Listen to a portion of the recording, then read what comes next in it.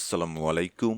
নিরাপত্তা শঙ্কায় ভারত থেকে নিজেদের ম্যাচগুলো সরিয়ে নেওয়ার যে দাবি তুলেছিল বাংলাদেশ, আইসিসি সেটা নাকচ করে দিয়েছিল ভোটের মাধ্যমে। মোট ১৬ দলের অংশগ্রহণের পর ভোটের ফলাফল গিয়েছিল বাংলাদেশের বিপক্ষে। ১৬ দলের মধ্যে বাংলাদেশকে ভোট দিয়েছিল কেবল একটি দেশ। বাংলাদেশ নিজেদের ভোট ছাড়া কেবল সমর্থন পেয়েছিল পাকিস্তানের। বিসিবি ও বাংলাদেশ সরকারের পক্ষ থেকে অনেকবারই বলা হয়েছে, নিরাপত্তা ঝুঁকির কারণে কোনোভাবেই ভারতে যাবে না বাংলাদেশ দল। সমস্যা সমাধানে আইসিসির সঙ্গে দফায় দফায় বৈঠক ও আলোচনাও হয়েছে, কিন্তু শেষ পর্যন্ত বিসিবির অনুরোধ খারিজ করে দেয় আইসিসির বোর্ড সদস্যদের ভোটে। বিশ্বকাপে বাংলাদেশের ৩টি ম্যাচ কলকাতায় এবং একটি ম্যাচ মুম্বাইয়ে হওয়ার কথা ছিল। আইসিসির বিজ্ঞপ্তি থেকে জানা যায়, বিশ্বকাপে বাংলাদেশের ম্যাচগুলো সূচি অনুযায়ী ভারতেই হবে। বাংলাদেশ না গেলে র্যাঙ্কিং অনুযায়ী বিশ্বকাপে সুযোগ পাবে স্কটল্যান্ড।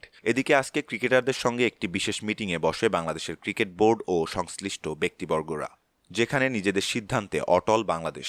ক্রিকেটারদের সাথে আলোচনা শেষে বাংলাদেশের ক্রীড়া উপদেষ্টা আসিফ নজরুল জানান, ভেন্যু পরিবর্তন না হলে এবারের বিশ্বকাপে খেলবে না বাংলাদেশ।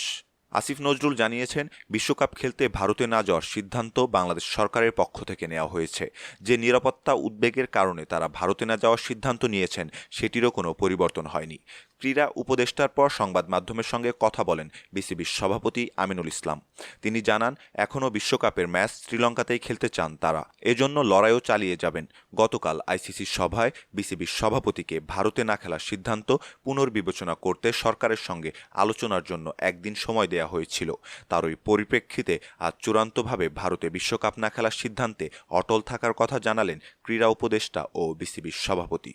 এদিকে আজকের মিটিংয়ের পর ক্রীড়া উপদেষ্টা আসিফ নজরুল জানান, এখনও আইসিসির সুবিচারের অপেক্ষায় রয়েছে বাংলাদেশ।